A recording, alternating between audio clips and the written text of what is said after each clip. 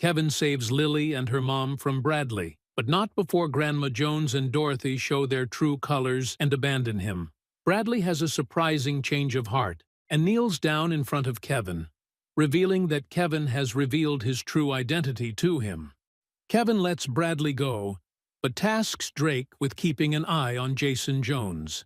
Kevin visits a real estate agent to look for a new condo, but is dismissed as a construction worker. Lily and her new potential husband, Garrett Butcher, arrive, and Garrett is rude to Kevin. The real estate agent fawns over Garrett, and Kevin is left looking like an outsider.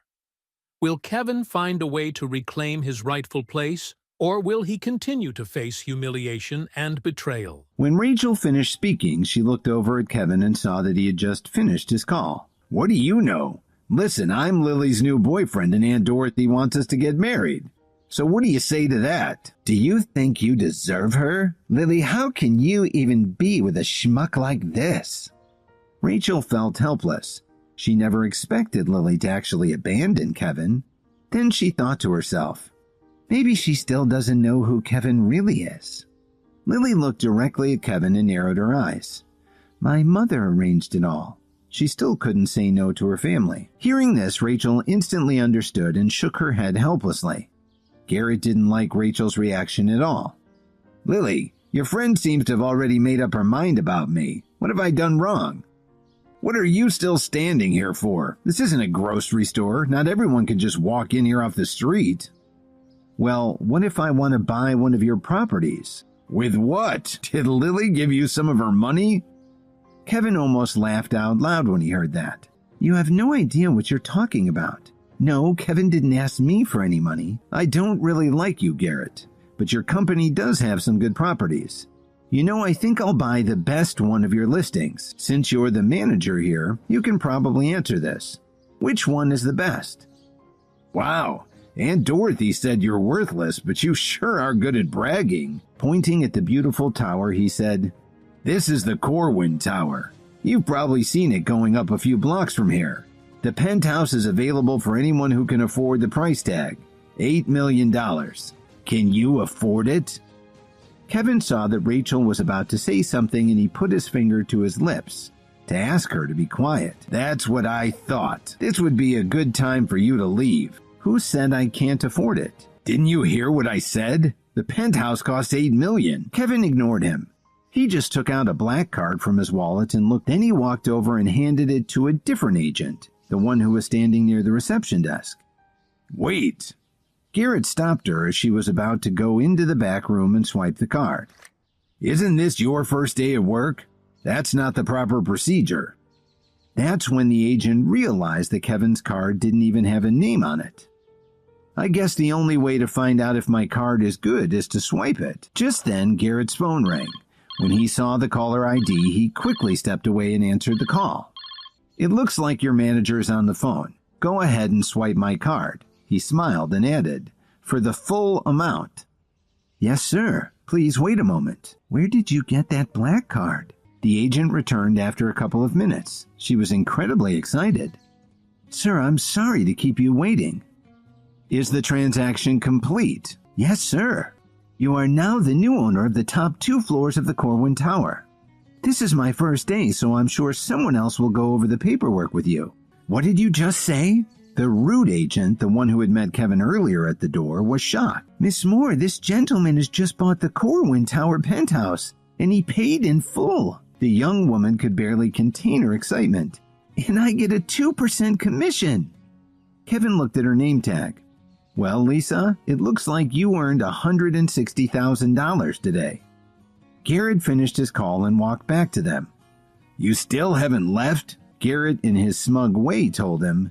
"If you can buy the Corwin Tower penthouse, I will personally kiss your..." "Are you sure you want to make that bet? Remember, there are a lot of witnesses here." "Yes, that's what I said." Rachel started to laugh hysterically. "But Mr. Butcher, this gentleman has already bought the Corwin Tower penthouse." "What did you say?" "It's not a mistake, sir. This gentleman just bought the property. His credit was good." Garrett's jaw dropped. "Will that be the left cheek or the right?" Kevin inquired politely. "Never. Not for someone like you." "Are you sure?" "Nope. and there's not a thing you can do about it. How dare you talk to me like this? I'm not afraid of you. I work for the Williams Corporation." "Wow, I'm really impressed." Rachel, who had already seen the extent of Kevin's influence, couldn't believe what she was hearing. "Yes," he said in a very matter-of-fact way. "I'm very high up in the organization. A good-for-nothing like you wouldn't even be able to get through our company's gate." Just then, a distinguished-looking middle-aged man rushed through the front door and raced up to Garrett saying, "You are no longer an employee of the Williams Corporation. Please turn in your access badge." "Director Turner, what are you doing here?" Garrett didn't understand why one of the Williams directors was in his office. "It's a good thing I came down here. I wouldn't know how you treat our customers." Lily, who thought that Turner was about to turn his wrath on Kevin, stepped between them and said, "Director Turner, please don't misunderstand. Kevin didn't deliberately cause any trouble here." Turner knew that Kevin liked to keep a low profile. When he noticed that his CEO was giving him a look that said, "Don't tell them who I am," he smiled kindly at Lily and told her, "Ma'am, that's not my intention at all. As a matter of fact, I want to apologize to this gentleman. Sir, I'm really sorry that Mr. Butcher was put in a position of authority at our company. He was obviously very unprofessional toward you. Please accept our apologies." On the way over to the office, Turner had gotten a call from Miss Wilson, Kevin's chief of staff. She explained the situation and also sent the video surveillance from the office's security system, and he watched it on his phone. It was damning evidence. "I accept your apology, Mr. Turner, but if you don't fire this man in the future—" "Of course, sir." Turner understood right away what Kevin meant. He turned around to face Garrett and then pointed at the door. "Please leave." "Director Turner, please, you can't fire me. Vice President Ambrose is my uncle. Let me call him." Garrett pulled out his phone and called his uncle. "Uncle Ed, help! Director Turner said he wants to fire me." "Don't panic, Garrett. Where are you? I'll be right there. We're in the Corwin Tower sales office. When you get here, we'll all be in Mr. Butcher's office." Then he hung up the phone. "Sir, I hate to trouble you, but could you please come with me to the office? The vice president is a reasonable man. As long as you explain to him what happened, I think he'll understand the situation." Although Turner was an important manager in the company, his position was only slightly higher than Garrett's. He had to be careful not to provoke someone like Vice President Ambrose. "Edward Ambrose?" Kevin asked. "That's him," Turner nodded. Kevin looked over at Lily and then walked towards the elevator with Turner and Garrett. "Rachel, do you think something will happen to Kevin?" "Don't worry, Kevin will be fine." The elevator stopped on the 14th floor where Garrett's office was located. "Director Turner, I advise you to leave before my uncle arrives. You're only a regional manager and there's no need for you to lose your job over this." "Garrett, do you really think your uncle can save you this time?" "I sure do. My uncle is the vice president of the company. He can easily fire you. If you want my advice, you shouldn't help this nobody. Remember, my uncle also has the power to promote you." "Does Edward Ambrose really have so much authority in Williams Media?" Kevin asked. "Do you know my uncle?" Kevin ignored his question. "It seems like the company isn't as well organized as I thought. I really don't know what Lily sees in you. I don't care what you think. And don't forget, she's still my wife. And one more thing, you don't get to call Lily by her name." "You're nobody. You couldn't hold a candle to me." "That's enough, Garrett." "Director Turner, my uncle will be here soon." When his uncle arrived, he planned to have him make Turner apologize. "How dare you fire me, especially in front of my employees? You won't get away with this," Garrett thought to himself. A few minutes later, the office door opened forcefully. In a deep, arrogant voice, Garrett's uncle Ambrose snarled, "Mark Turner, how dare you fire one of my employees?" "Uncle Ed, thanks for getting here so fast." Then Garrett lied about what had just happened in the sales office downstairs. As Ambrose listened to his nephew's story, his eyes fell on Kevin. "So this horrible situation is all your fault?" "What did you say?" "How dare you talk to me like that? You sure have a lot of nerve." "You'd be surprised at how much nerve I've got." "Who do you think you are? Nobody said you could sit down." Turner could only shake his head. Since Ambrose was already here, it meant the whole thing was out of his hands. "There's no quarrel between us, Mr. Turner, wouldn't you agree?" Before Turner could say anything, Garrett whined. "But Uncle Ed, he said he wanted to fire me." "Is this true?" "Yes, Uncle Ed, not only did he say he wanted to fire me, he embarrassed me in front of all the customers and even my employees. I told him you're my uncle, but he still wouldn't listen. He obviously doesn't have any respect for you." "Mr. Ambrose, I've seen the surveillance footage from the showroom. It proves that this whole mess is entirely Garrett's fault. If you let me show it to you, you'll see that the company has no choice. There's another choice that you seem to have ignored." Ambrose pointed toward the office door and said, "Mark Turner, as vice president of Williams Media, I must inform you that you have been terminated." Garrett smiled broadly as he saw the look of dejection on Turner's face. "Turner, I told you this would happen, but if you make this worthless piece of crap apologize to me, I'll ask my uncle to keep you in the company." "Mr. Ambrose, you're quite an executive." "Who said you could speak? There's nothing you can do about this, and your buddy Turner can't do anything either." "What are you asking for?" When Garrett heard this, he smiled, thinking that Kevin was afraid. "It's simple," he said. "All I want is an apology. Apologize for being a worthless piece of crap." "Garrett, that's enough." He couldn't possibly let Kevin be humiliated like this and then report back to his director. "Turner, this is none of your business. To tell you the truth, I've never liked you. You know what? You can apologize too." "Are you sure you want to continue to let him do whatever he wants?" For some reason, when Ambrose looked into Kevin's eyes, he felt extremely uneasy. "Didn't you hear what I said?" In a flash, Kevin turned around and defended himself by pushing Garrett away. "How dare you hit me? You'll pay for this. Remember, the Butcher family didn't get its reputation for taking from people like you." "Young man, aren't you going a little too far?" Ambrose asked Kevin. "Why don't you go downstairs and ask all the witnesses who's going too far?" "It looks like this isn't going to end peacefully." "I'm curious. How do you expect it to end?" "It's quite simple. You're going to apologize to Mr. Butcher, then you're going to give him an additional $75,000 to compensate him for all the trouble you've caused," Ambrose declared. Turner opened his mouth to complain, but Ambrose slapped him on the cheek before he could say anything. "You have no voice here. You are no longer a Williams employee. If you don't leave now, I'll call security and have you thrown out." "Mr. Ambrose, do you always hit employees during company meetings? You know, HR frowns on this kind of behavior." "If you can hit my nephew, then I can slap Turner. Now apologize and give my nephew his compensation. Otherwise, you won't like what happens next." "Uncle, finish him off!" Garrett shouted angrily. Then he took out his phone and made a call. "Mr. Foster, where are you?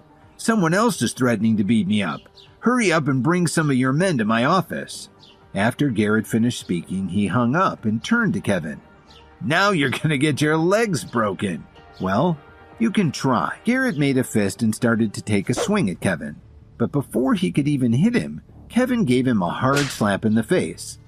Kevin was surprised at how hard he had hit Garrett. He was only going to give him a slap to bring him back to his senses, but he was feeling a lot stronger than usual. "You shouldn't have done that." "Did you like that? That's how you hit Turner just now." Turner stared at Kevin blankly. He was starting to see that there was more to Kevin than meets the eye. Ambrose made another call to Foster. "Where are you? Get up to Garrett's office right away." "So, it looks like you plan to beat me to death, Mr. Ambrose." "Apologize now or you won't make it out of here in one piece. You only have these two options." "What if I don't choose either one?" At that moment, the office door opened. A very professional-looking woman walked in, followed by a group of executives in suits. She spoke to Ambrose directly. "Well, Mr. Vice President, are you working hard today?" Ambrose forced a smile when he saw her. "Miss Wilson, what brings you here today?" Since Kevin hadn't been showing up to work much lately, Ambrose had taken advantage of the situation and passed along a lot of his work to Miss Wilson. She didn't even look at Ambrose, but instead walked straight over to Kevin. "Sir, I'm sorry I'm late," Miss Wilson said as she gave Kevin a very sincere handshake. Miss Wilson, what did you just call him? Mr. Ambrose, this is the new chairman of the Williams Group. When Ambrose saw Kevin staring at him like that, he became furious with his nephew for putting him in this position. He turned around and slapped him right in the face. Look at all the trouble you've caused. Do you still want the CEO to apologize to you? Sir, my nephew has made a serious error in judgment. His behavior is inexcusable. Please, let me handle this. Well, that takes care of Mr. Butcher. But Mr. Ambrose, I believe you made a few threats of your own. Suddenly, the office door was violently kicked open. A man walked in with a few stocky young men. Mr. Ambrose, why did you call us here in such a hurry? What are you doing here? Ambrose yelled. Sir, did I do something wrong? Why are you yelling at me? Who told you to kick the door open? And why did you bring so many men in here? Foster didn't know how to answer. He'd only rushed over because Ambrose's call sounded so urgent.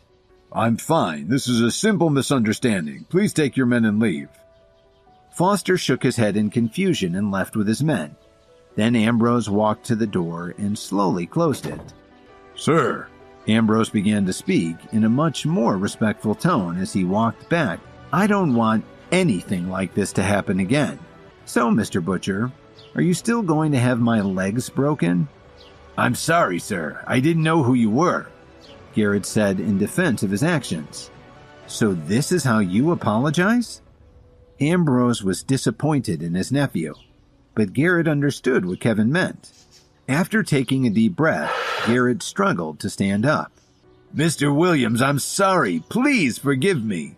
Kevin turned to Miss Wilson and said firmly, Edward Ambrose is demoted but will continue to work in the company. His original position will be taken over by Mark Turner. Garrett Butcher is terminated. After giving her these instructions, Kevin left the office without even looking back. When he got to the first floor, Lily and Rachel were still waiting for him. Are you all right? This was the first time he could remember Lily showing so much concern for him. Of course I'm fine. Vice President Ambrose, who works for Williams, came over to find out what had happened. Then he apologized to me. Where have you been for the past 2 days? I found a job, he explained. The salary is pretty good and it also provides food and lodging. That's pretty good. A smile suddenly appeared on Lily's face. At the same time, Lily felt a great sense of relief. She was starting to feel that Kevin was finally willing to make progress. Kevin, don't you plan to come home? She wasn't sure why she'd said this. They hadn't been getting along for a long time, but now, after being apart for just 2 days, she felt uneasy. Let's talk about it later. I've been a little busy lately. It's rare to have a boss who trusts me this much. He even asked me to come down here and buy a home for him. Lily didn't ask who it was. After all, there were a lot of rich people in Chicago. Why did you take my place as Bradley's hostage? Weren't you afraid? Kevin looked at Lily lovingly and replied, You're my wife. Lily felt her heart flutter. Glancing at the caller ID, she saw that it was from her company. Lily said a few words and hung up. I'm sorry, but I have to go now. There's something I need to take care of at work. Take good care of yourself. You take care of yourself too. See you in a few days. Kevin was happy that his last conversation with Lily had gone so well. Now that he was the owner of the penthouse at Corwin Tower, he needed to spend a few days buying everything he needed. After he'd arranged everything, he had a little free time. So he called Lily early in the morning. Hi, Kevin. When are you coming back? She asked. She didn't even give him a chance to answer. I'll be waiting for you at home. Lily hung up the phone with a smile. Why are you letting that guy come back? Didn't he abandon you? Dorothy looked at Lily, who was sitting on the sofa combing her hair, and said, I went to a lot of trouble to introduce you to Garrett Butcher. How did that go? Don't ask me again. I'm not going to divorce Kevin. Dorothy continued her tirade. Let me ask you this. During the 3 years you and Kevin were married, were you ever happy? Can he give you the life you want? Dorothy's complaining was interrupted by the sound of an engine out in the street. She looked out the window and was astonished to see Kevin getting out of a brand new sports car. Dorothy looked at Kevin in shock and then looked at the sports car parked outside. Kevin? Dorothy asked in disbelief. Kevin nodded slightly at Dorothy. Lily looked at the sports car parked in front of the house. She wasn't sure what to make of it. That's my boss's car. Because I'm taking the day off, he lent it to me. She just glared at Kevin and went into her room. So, we're not getting a divorce? Kevin asked Lily with a smile. That depends on how things go, Lily said very calmly. Kevin didn't say anything else. No matter what decision Lily ended up making, he would respect her wishes. When he thought about it, Lily had always put a lot of pressure on him. Lily looked over at Kevin a couple of times. For some reason, she was starting to blush. I'm going to head upstairs to rest. Kevin followed her upstairs. After he entered the bedroom, he saw how messy it was. It looks like no one has cleaned in a few days. He began tidying up. Dorothy walked in and saw Kevin cleaning like everything was back to normal.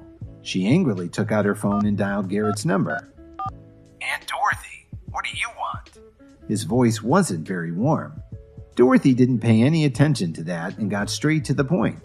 Garrett, did you have a nice date with Lily? How are you guys getting along?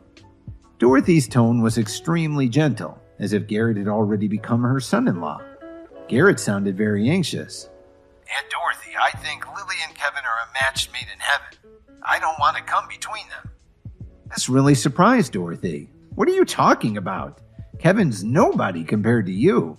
Aunt Dorothy, I'm absolutely serious. If you see Kevin again, please tell him I said hi. You can also tell him that I wish him and Lily many years of happiness.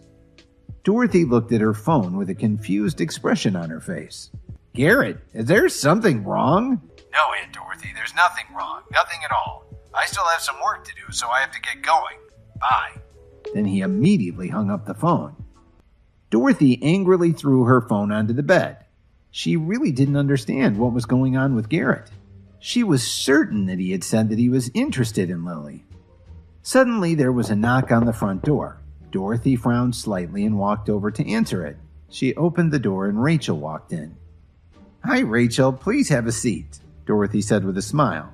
She turned around and shouted upstairs. When Lily walked downstairs, she sat down on the sofa next to Rachel and started chatting with her.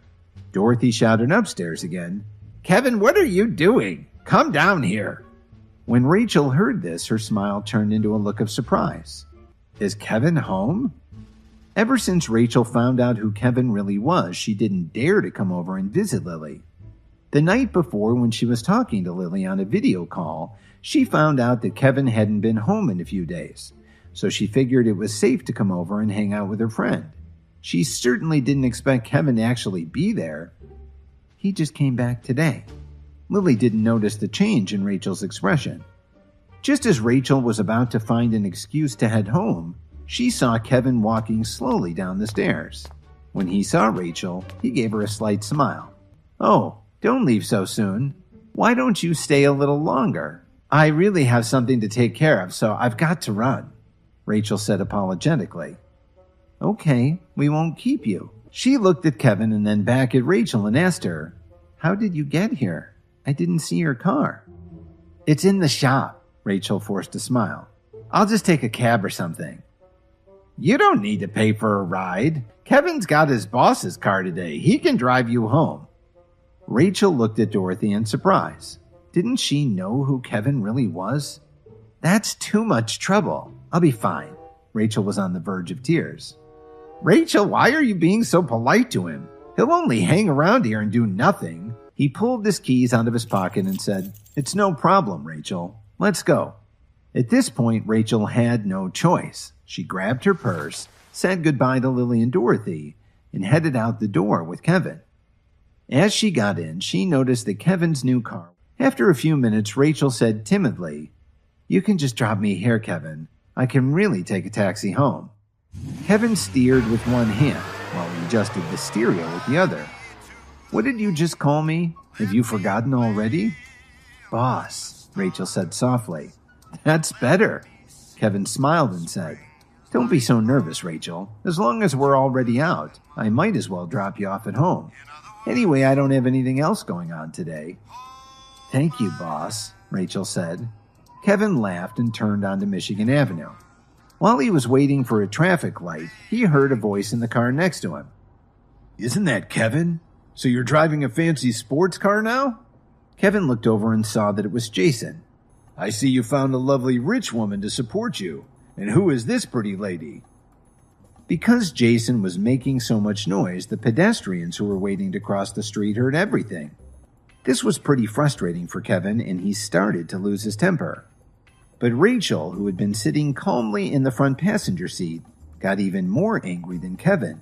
The traffic wasn't moving at all, so she opened the car door and walked over to Jason's window. Suddenly, everyone heard a loud slap. You actually hit me? Do you know who I am? Jason was a little surprised. The young woman who was sitting in Jason's car was also shocked. She said to Rachel, This is one of the most important people in the Jones family. So what? What are you going to do about it? Rachel glared at Jason. Because Jason had no class, he said loudly, Not only does this beauty have a hot body, she also has a hot temper. She really ought to be with me. The bystanders who were anxiously waiting for the light to change spoke quietly to each other, but nobody said anything that might risk provoking Rachel. Rachel glanced at Kevin and saw the smile on his face. This gave her even more confidence. With the support of Williams Media's CEO, what was there for her to be afraid of? She put her hands on her hips and said, You're nothing compared to Mr. Williams. Mr. Williams? Jason wondered. The onlookers were stunned. Jason also looked surprised. Rachel turned around and walked back to Kevin. She leaned in the passenger window and said, Boss, I did well, didn't I? You did really well. Kevin smiled with satisfaction. Boss, it's backed up all the way to Lakeshore Drive. You don't have to take me home. I don't want to waste your time. I'll go a few blocks west and catch a ride. Don't worry about me. Okay. Be careful, Kevin nodded slightly. Rachel reached in, took her purse off the front seat, and crossed the street. The onlookers broke up pretty quickly when the light changed and the traffic was able to inch forward. As the car started to move, Jason yelled at Kevin, Lily's going to hear about this. Have you already forgotten the lesson that Drake taught you? Kevin reminded him. The lane opened up in front of Kevin, so he put the accelerator down and jumped forward, finally ending the conversation. Lily must have pulled some strings to buy him a sports car with our family money. Jason whined as he watched Kevin's taillights disappear ahead of him. If Kevin had heard what Jason said, he'd definitely find it funny. He just bought this car yesterday. As long as he was downtown, Kevin decided to head to his office and wait for traffic to clear. He sat down at his desk and sent Lily a text saying that he wouldn't be home that night. Just then, Miss Wilson walked into the office with 2 small boxes. She put them on the large meeting table and said, Mr. Williams, these were sent over by President Wright at West Chicago International and Mr. Cook from the Whistler Hotel. They said they're a gift for you. Adriana and Mitch? Kevin put down his phone. What could this be? He wondered. Yes, sir, Miss Wilson nodded. There was a trace of excitement in her voice. Thank you, Miss Wilson. Please don't let me keep you from your work, Kevin said gently. She left the office and Kevin opened the box for Mitch. There was a red pill inside. Kevin clearly remembered the pill that Mitch had given him a few days before. Since he took that pill, it seemed his body had gone through some changes. He wanted to find out more about this fiery red pill, so Kevin called Cook. Mitch, are you busy right now? No, I'm not. What's up, my friend?